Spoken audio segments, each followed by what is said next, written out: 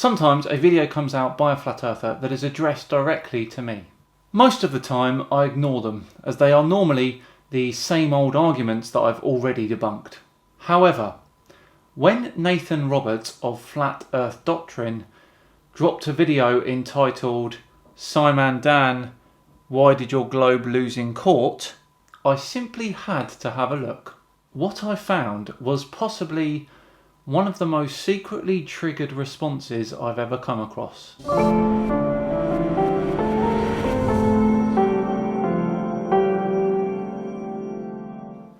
Hello all and welcome along to another episode of Flat Earth Friday with me, Simon Dan. Thank you ever so much for joining me.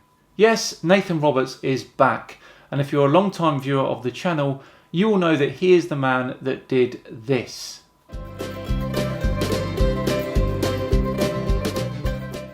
All these fake space pictures feeding lies to children. All this propaganda, worshiping the sun, teaching children how to elevate themselves above God's throne. He was also thoroughly spanked regarding an observation that he thought proved a flat earth. And most recently, MC Toon utterly ruined him in a debate on this very channel. So what was all this court nonsense about then? There's only one way to find out.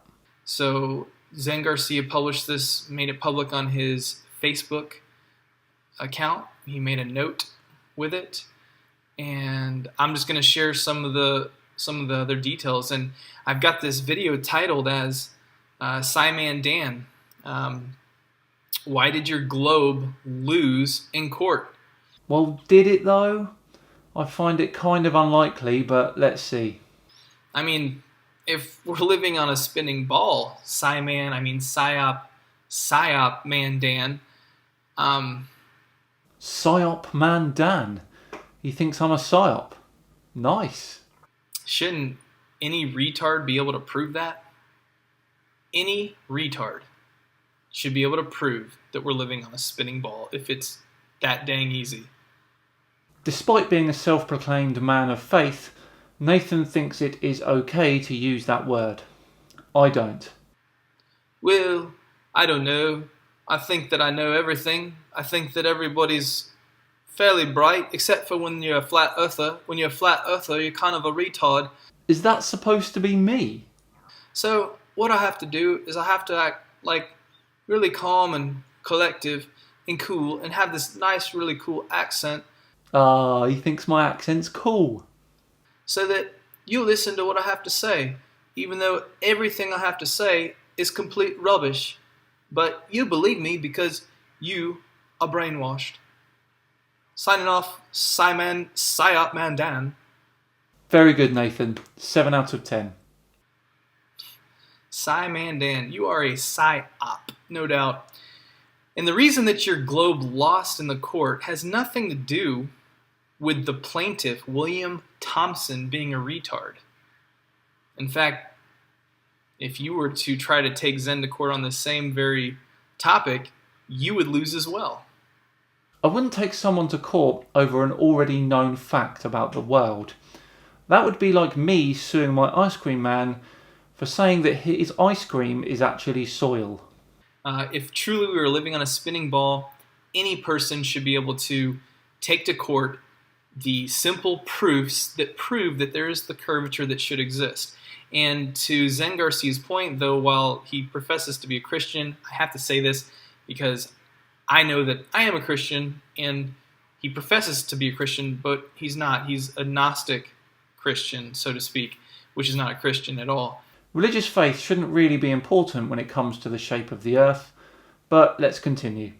So the premise of this contest, so to speak, which as you can read, the plaintiff, William Thompson, says that Mr. Zen Garcia ran an online contest that I won to produce 2 proofs that the Earth is a rotating spheroid. I met all the criteria to win the contest, and he did not pay. So the plaintiff, William Thompson, Thompson, he wants $15,000 plus the cost of the court, which was $96. And this took place again. It was on June 11th, in Barrow County, Georgia. So this guy, Zen Garcia, set an online challenge with a monetary reward for anyone that could prove the Earth is a rotating sphere with curvature. And this William Thompson feels like he did that. And Mr. Garcia didn't pay up, which is why he's taking him to court. Seems like a simple case to me. I mean, if I was Zen Garcia and this William Thompson was not a Christian, I would likely countersue him. For what? It would be worth it, for sure. I'd probably make it 30. I'd sue him for 30 for calling me a liar. You'd sue him for $30,000 for calling you a liar? Really?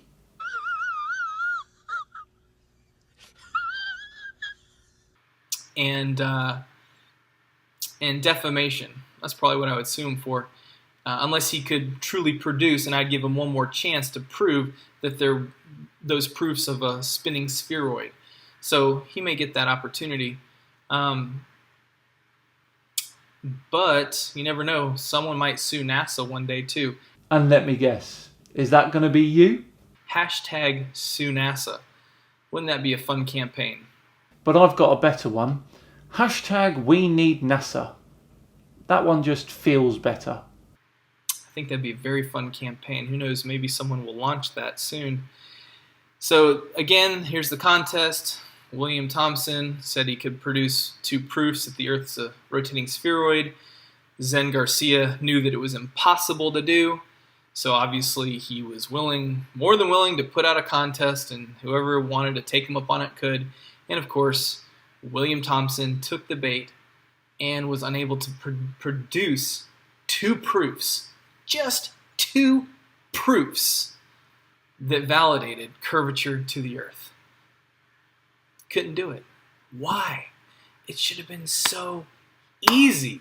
Well, yes, but wouldn't a court case of this nature be looking at the proof that Mr. Thompson gave in respect to the challenge, and not the actual argument on whether or not the globe could be proven in general? I mean, Simon Dan, you have a globe behind you. I mean, is there some conspiracy just to sell globes? Is that what this is about? No. In fact, the conspiracy is the fact that, and you may already know this, Psyop Man Dan, but many other people who follow you probably don't know it, unless those are paid subscriptions that you have. I'm not sure. No, actually, most people are that brainwashed. But the real reason is because God's word is true. It's faithful. The account of creation in the Bible is true. In your opinion, and that's fine, but it's got nothing to do with the shape of the Earth. Let's get on with the particulars of the case, shall we? Nathan trawls through some Samuel Rowbottom junk before getting to the details of the contest in question. The contest. Okay, so here's the contest. Having published 3 books on my discoveries in connection to this topic and issue, and recognizing something was awry according to what we are traditionally taught in academia, I decided to hold a $5,000 contest, a challenge to anyone that could confirm in 2 scientifically repeatable and verifiable experiments the supposed curvature of the Earth in the rate and manner cited by the accepted formula for determining such declination. So it's an open contest to prove Earth's curvature with a $15,000 prize. I ran the contest from August of 2016 until November 2017, the date of the first annual Biblical Cosmology Convention held in Raleigh, North Carolina. William Thompson applied to the contest, but was never able to produce not even one real-world verifiable scientific experiment which would or could confirm the rate of curvature as decided upon by mathematicians and scientists themselves should the Earth be 24,901 miles in spherical circumference. So notice the particulars of the challenge. Verifiable scientific experiment.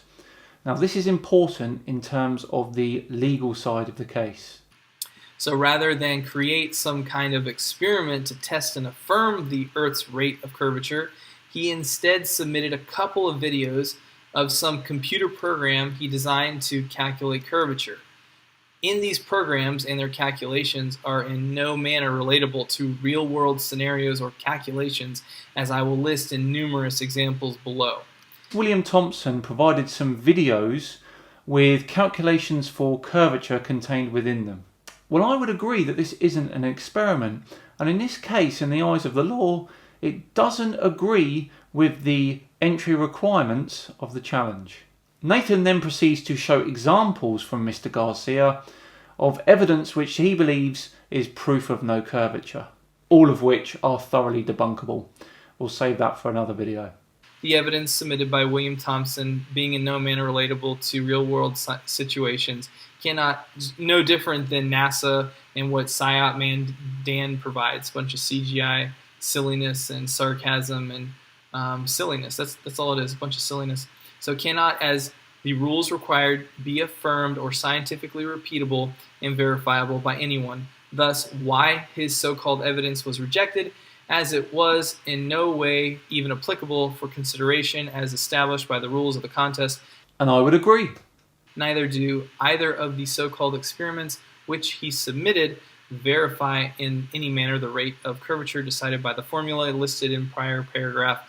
I ask that the judge or jury considering this case throw it out of court as a complete waste of time. And I would suggest the same. The fact that Mr. Thompson here provided insufficient evidence is the reason why he lost this case. It wasn't the globe losing, it was just a guy with poor evidence losing. Yep, he tried to reason with this guy, but the guy wouldn't listen. You know why? Because he's brainwashed, just like Psyop Man Dan and all of his following. All they're looking for is for sarcasm and silliness. Sarcasm and silliness. Sounds like a cool name for a new show. There it is. The defendant wins. Zen Garcia. The globe loses, and the flat earth wins again. Flat Earth has never won, and Mr. Thompson lost, not the globe. So Psyop Man Dan, you got your work cut out for you, man, on this one. So you're going to have to either conclude that William Thompson was just a complete moron, a retard, an idiot, incapable of doing the simplest thing that any alleged reasonable person should be able to do and prove that they're living on a spinning ball, because it's so easy to do, right? Or you have to believe that there was a conspiracy. Oh my goodness, some conspiracy where William Thompson was colluding with Zen Garcia, and he was trying to make the globe look dumb on purpose. Is that what was happening, Simon Dan? No, that's not what's happening. William Thompson provided evidence that did not meet the entry requirements for a challenge. Therefore, Mr. Thompson lost. I'm confused at how Nathan thinks this is a win for Flat Earth. And the fact that he does think it is desperation on his part. What a waste of time. Yeah, no, I think this wasn't a waste of time. And I'm thankful that Zen Garcia took this all the way. This is great. This is great. So, Simon Dan,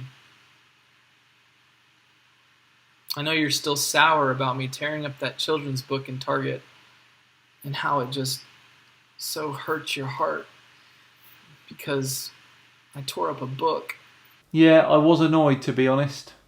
That was telling lies. And then I paid for it. I know, it's awful. And then, in fact, I actually burned it later. I enjoyed that.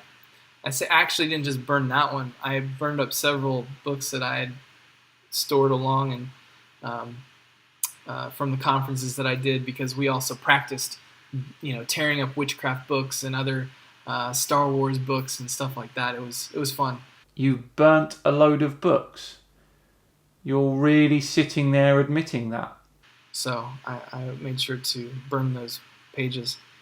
And so, I also want to put a shout out to Simon Dan and I want to thank you, because in the video where you tried to call me out, you were like, well, What is the point of this? Well, the point of it was to get your attention. Really? You really want to try this? And guess what, buddy? It worked. You fell for it. I got your attention. And guess what you did? You broadcasted that video. I don't even know how many times it's been seen now on your channel. Let me go back to this. I did it to make a point and to take a stand. Oh, this is really embarrassing. And to raise awareness that the PSYOP is PSYOP Mandan. And you completely took the bait.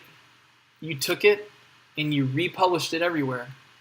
Oh boy, the cringe. Okay, so Nathan, according to you, you ripped up that book in Target to get my attention. It was purely bait for me. Well, when I made my video, I had 2,300 subscribers, which was considerably less than you, by the way. Now, of course, if you were baiting me, the idea must have come to you a lot quicker or a lot sooner than that. And when you released your video, I only had 1,250 subscribers. Pretty strange that you would specifically bait a channel with a lot less subscribers than you to try and get attention. I think someone's telling porky pies, aren't they, Nathan? Nathan goes on to review that very video where he again mocks my accent. Trying to act all cool and calm and yeah, man, and flat earthers, they're so stupid. They don't know anything. They're so retarded. Oh, I'm so angry with flat earthers. I can't believe that this man, he went into the Target and he took a children's book which is all about science, real things. We have pictures in space. We have astronauts. I mean, do you think that really people are colluding to conspire against humanity, to believe that we're living on a spinning ball? This is absurd. And again. No, but I'm just so smart. I just know everything. I know that I'm living on a spinning ball. And I can prove it. I can make people look stupid who challenge it. Like people who tear up books in Target. And again. The words are probably too complex for you anyway. Oh my gosh. I believe the Earth is a globe. I'm smarter than anyone. Ha! Look at me. But I'm really enjoying mocking this fool. He's a complete fool. Not so sure the viewers are going to see it that way round, buddy. Right, that brings this video to a close. I really enjoyed that one. If you enjoyed it too, then please do like and subscribe. I have been Simon Dan. Have yourselves a fantastic weekend, and I'll see you on Tuesday, where a space denier, stroke flat earther, has made a massive error. See you then.